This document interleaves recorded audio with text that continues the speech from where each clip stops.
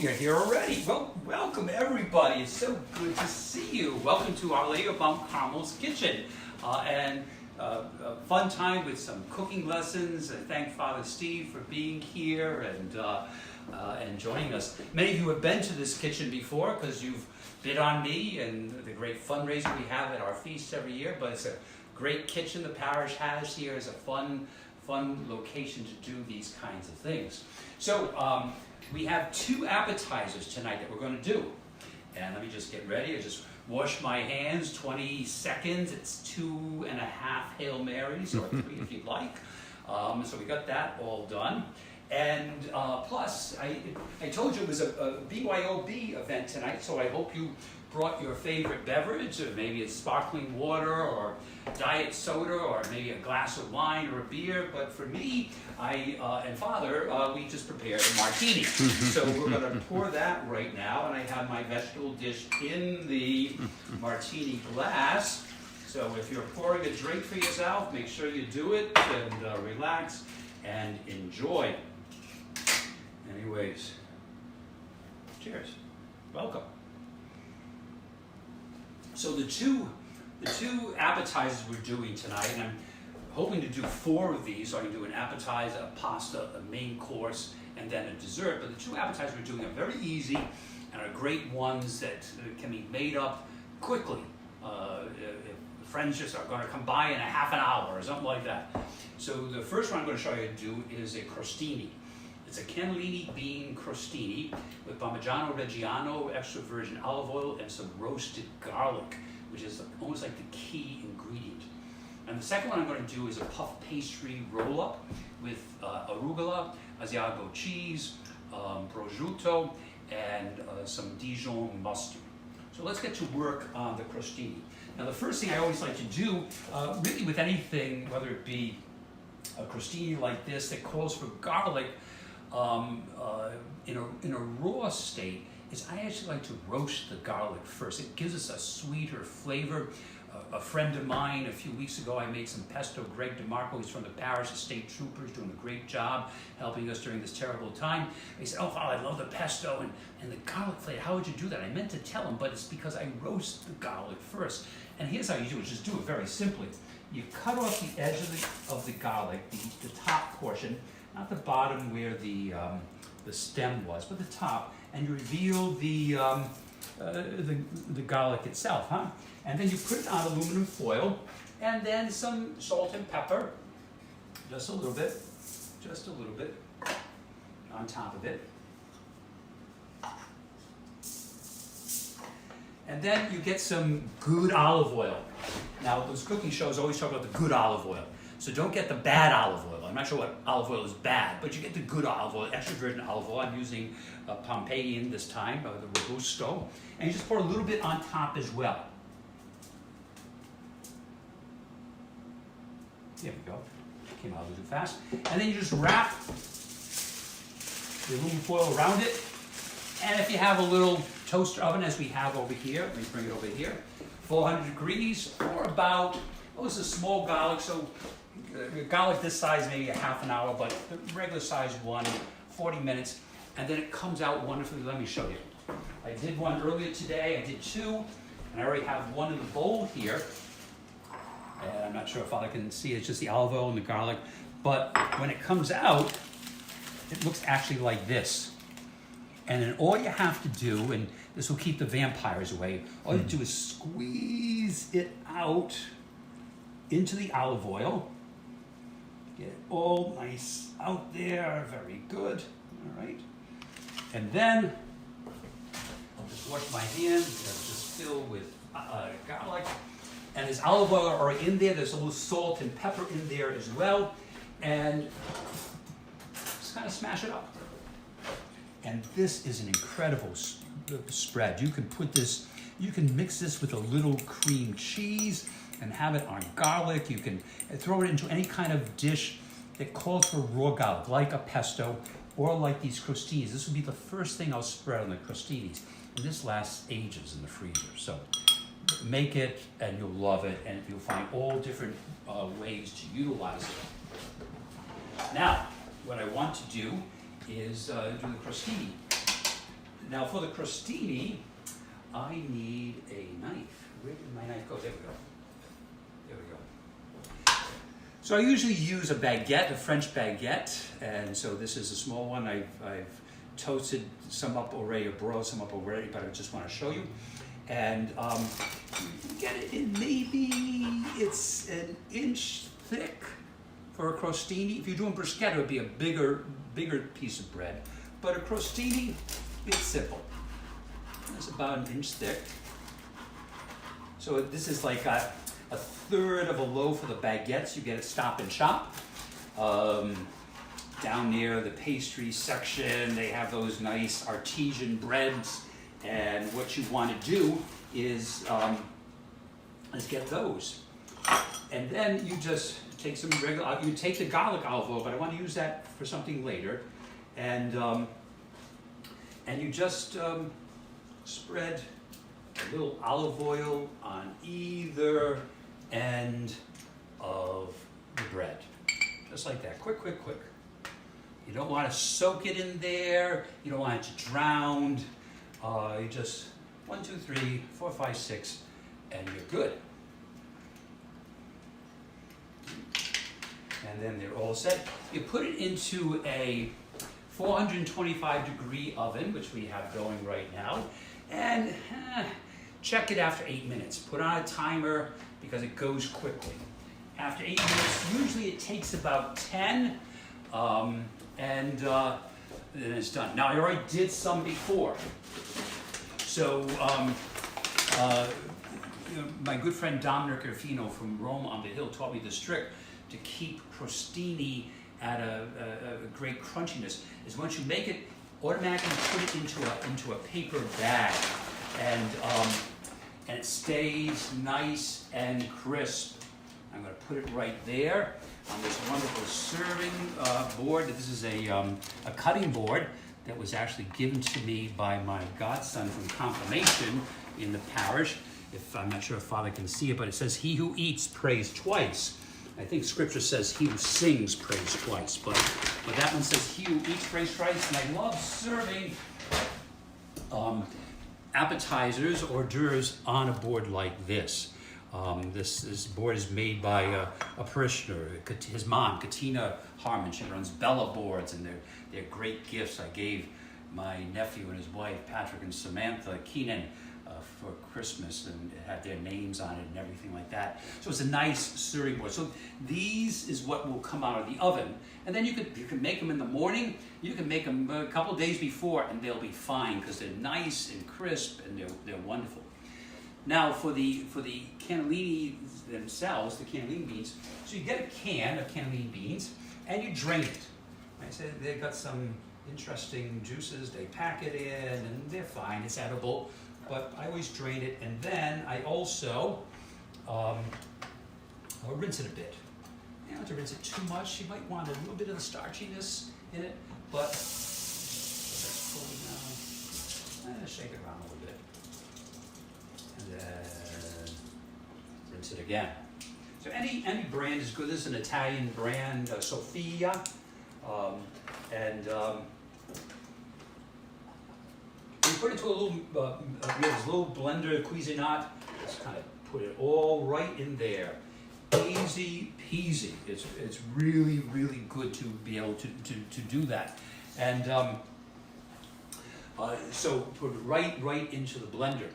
And I was noticing, I guess, names come up, and some of my good cooking friends are out there watching, so I hope I'm doing a good job. Dominic Arfino from Rome on the Hill, a great place to go and eat and buy a sandwich and order stuff, and I go there all the time. He's taught me a lot. And Patty Santos from our parish has been one of our cooks and chefs. She's a chef on our appetizer night. Father Jonathan Evelise, who's a great cook, the president of St. Anselm's College for a number of years, 25 years, I think. He's out there watching too. So hello, all of you, and hopefully I'm doing this okay. So hopefully this will be good.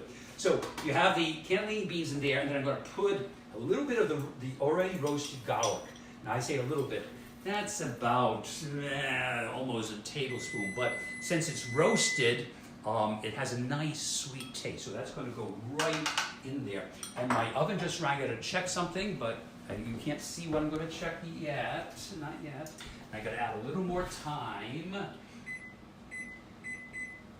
me come back to here. So we got the garlic in there, and we got the cannellini beans. Now we need some Parmigiano Reggiano or Pecorino Romano, either one. But get the good stuff. Don't get the Parmesan that has an S in it. You want the real good stuff from Italy, Parmigiano, Pecorino Romano. So the fake American stuff in the green can, you don't want that, okay? You want the good stuff, waste of money. And then you pour in, let me say that this is about, for one can, maybe about 3/4 of a cup, okay? Like a good Italian, I don't measure. So if you ask me, I'd have to sit down and try to measure stuff, but that's about 3/4 of a cup. Then I always put in, where to go, right here, a little pepperoncini, little dried roasted peppers. I actually get them from Italy, but you can see some of the bigger ones that I grew in my garden over the summer, and I dried them downstairs. But I'm going to take one of the Italian ones. Now, I would put 2 or 3, but I'm just worried about my assistant, Father Steve. I don't need him to blow up with too much. So I'm just going to put just 1 in there, huh? And that'll be good. That'll be wonderful. And then you want to put some of the good olive oil. Here it is. And I'm going to say this might be a 1/2 cup, but we're going to test it. Those are the 4 ingredients. Now you're going to blend the hell out of it, and then you're going to taste it.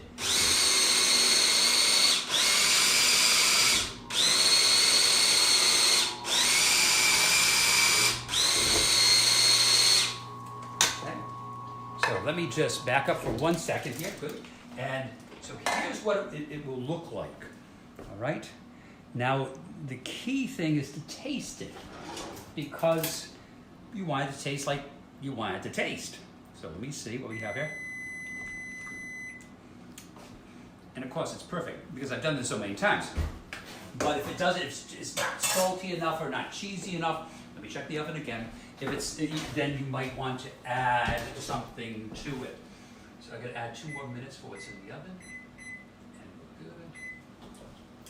So then you to get a nice little, utensil like this, it's a mini spatula. But if you don't have a mini spatula, a spoon will do, just 2 spoons, you just scrape it off. And then what you're going to do over here, I'm going to move the tea kettle out of the way, is you're going to take a little bit of the lovely mixture here, and it's just this beautiful off-white color. And now you want it, when you spread it on there, you want it to look somewhat rustic. Don't put it on like you're buttering bread or something. You want it to have a little rustic feel to it, okay? The taste is incredible, by the way. I mean, if I do say so myself, this really is good.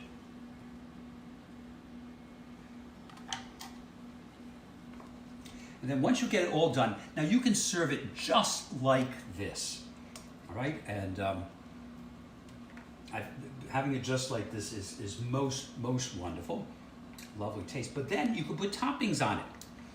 So I notice in my garden, my spring onions are coming up. So you could put just a few spring onions on there. Huh? Presentation is everything. Or you could put, find a spoon here. You could put, I had marinated a few great tomatoes with olive oil and balsamic. You could put those on there. And make 2 with those. Then usually if I do anything with a tomato, I put a little dried basil and parsley on, just for color. Looks nice. Bacon. Everything's better with bacon, huh? So we have some with the bacon here, or pancetta. I just had bacon in the freezer, and I didn't want to don all my protective gear and have to go to Stop and Shop. I'm sorry, I have to leave the frame for a minute. I just have to set the timer again.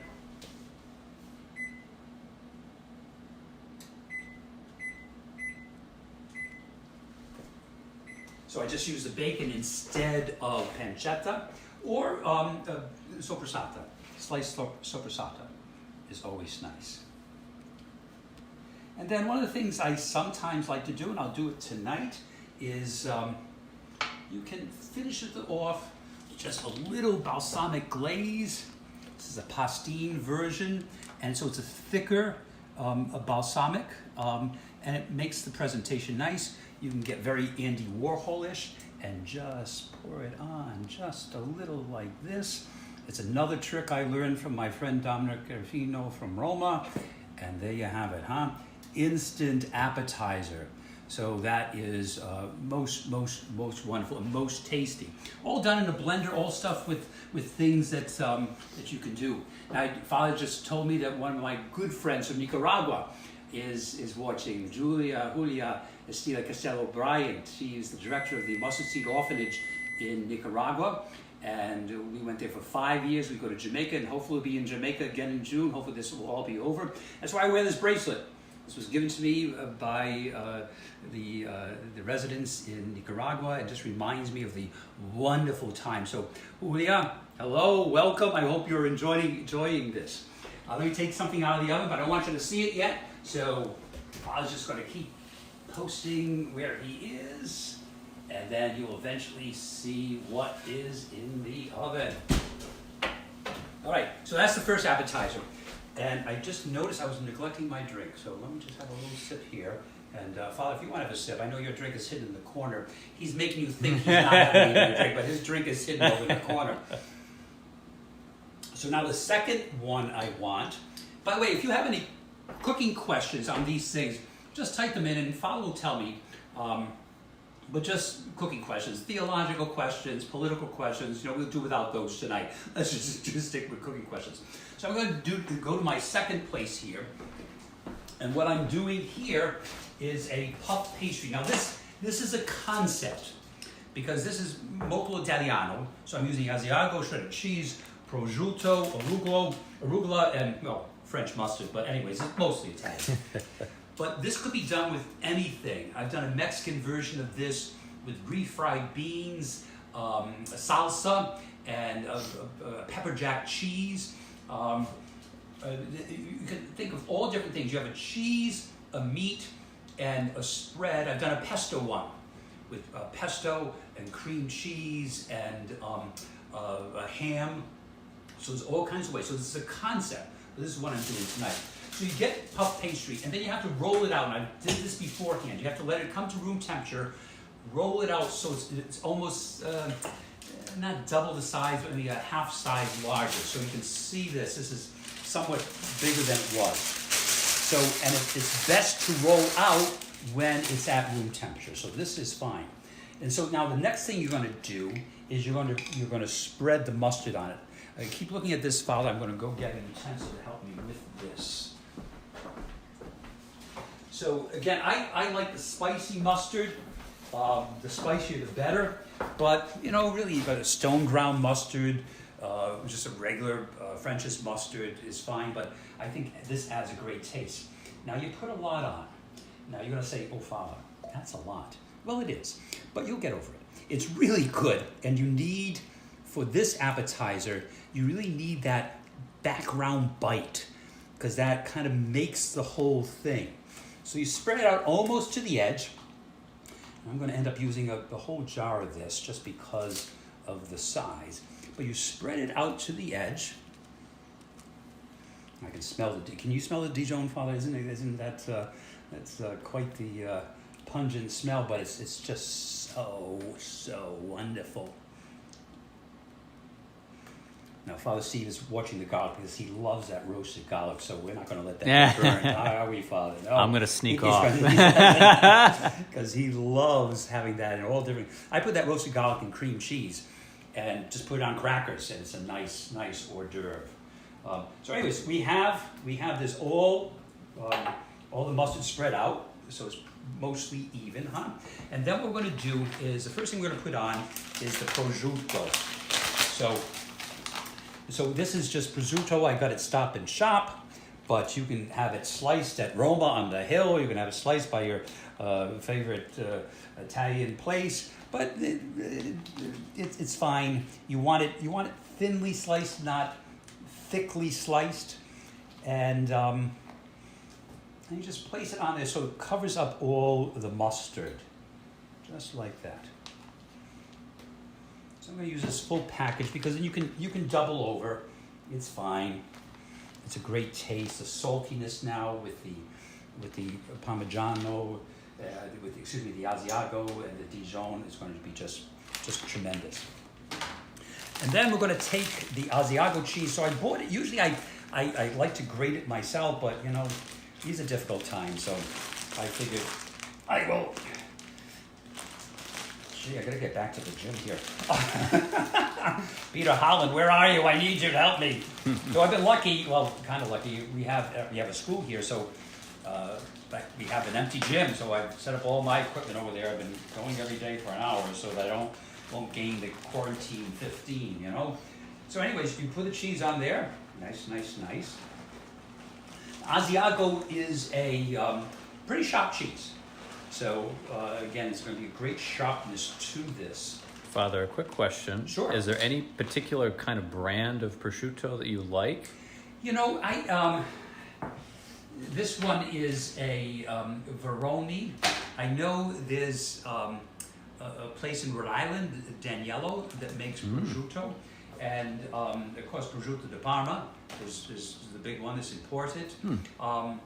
But for this kind of dish, really any kind of prosciutto, if you're serving a dish that has, like we've had this with the roasted grape tomatoes and the burrata, a little arugula, and then just a few slices of prosciutto, then you want a really good grade one for that. For this is, since you have so many flavors going on, any one will do. I don't know if Dominic wants to weigh in on that, but what I'm doing, I think any one will do.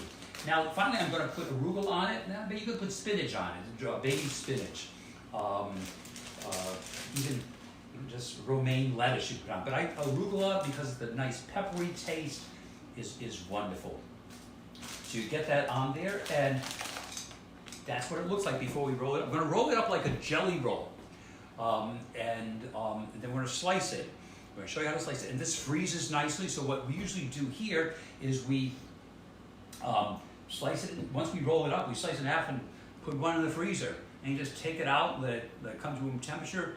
Then you slice it into little pinwheels, and you bake it for 11 minutes. And that's what was baking in the oven, the one we had done this morning. So now to roll it up, it's going to look like, oh, Father, that's complicated, but it isn't. I've got it on parchment paper. Wax paper will be fine too.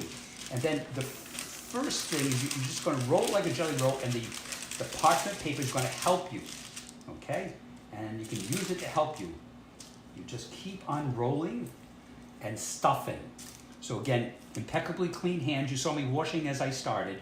So 20 seconds, 2.5 Hail Marys. And then once you get it going, you can actually use it like the paper and then just keep moving the paper out. And then you want to get it tight in there. So I'm moving the stuffing in as I'm rolling it, okay? So it all stays nicely in there, like a jelly roll. If you've done jelly roll, I'm not much of a baker myself. I do some things, but you just keep on rolling and then pulling it in. So at the end, you don't have everything hanging out at the bottom. You don't want that, okay? So you can see how I'm doing that, right? Once you do it once or twice, you're fine, okay? So almost at the edge, and that's why you always leave a little bit at the edge, because you want the puff pastry to stick, the top of the roll to stick to the bottom of the roll. So see how that edge, I'm kind of cleaning it up there, so it's clean. So you want to get that so that it sticks. Right, get that in there. Basta così. Okay. All right. And then what I like to do is actually try to roll it with the paper on it, just to get it into a nice tight form. All right. Good. And then now here's what you would need to do. I'm going to show you how to slice it. But what's best is to actually put this back in the refrigerator for about a couple hours. So the puff pastry is best when it is cold. That's how it puffs up. Okay. But I'm gonna slice it to show you what it will look like. But before you slice it, it's really better to let it cool. Get my knife here. All right. So we're going to end up freezing this, but I'm going to slice it down with a serrated knife. Okay. Now again, this should be cooled in the refrigerator for a couple hours, because you're going to see it's going to come out maybe not looking like it's thick like it should be. Like that one is not coming out the way I want it to. Let me do the end here, because that's will be easier. Right, so that's how it should look. All right, but it will slice easier once you refrigerate it, because then the puff pastry becomes more firm. You can slice it, and then you place it on a sheet pan. You don't need pan or anything like that. Just on a sheet pan, and it takes 11 minutes at 425 degrees. All right, so we're actually going to freeze that so we can have that later on this week. But I have some already done. But before I show you them, I need just another sip of my drink. Father's already finished with his second drink now. You already finished with his second drink now. Getting low over there. Just joking. But what it comes out looking like is like this. Right? Che bello. È buono. Huh? And when you take them off the plate, you just have to use just a spatula. And remember, we didn't put any Pam or anything, because you want kind of that crusty goodness, on the bottom. So you just have to kind of work it through, but you want that. You don't want it to be soft on the bottom. You want it to have like a little crustiness. Sort of on the bottom, it looks just encrusted a little bit, but not burnt. And these will be absolutely delicious. These are good, warm, hot, cold, breakfast with coffee. You'll love these things. These are great. And it's such an easy appetizer. And because you can make them, freeze them, somebody comes over, take it out. It doesn't take that long to defrost, and you'll look like a genius.